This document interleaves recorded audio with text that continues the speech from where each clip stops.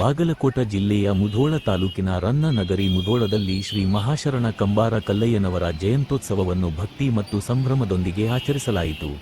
ಸಂಗೊಳ್ಳಿ ರಾಯಣ್ಣ ಪ್ರತಿಮೆಗೆ ಪುಷ್ಪಾರ್ಚನೆ ಸಲ್ಲಿಸಿ ಬೆಳ್ಳಿ ರಥದಲ್ಲಿ ಭಾವಚಿತ್ರದೊಂದಿಗೆ ಭವ್ಯ ಮೆರವಣಿಗೆ ನಡೆಯಿತು.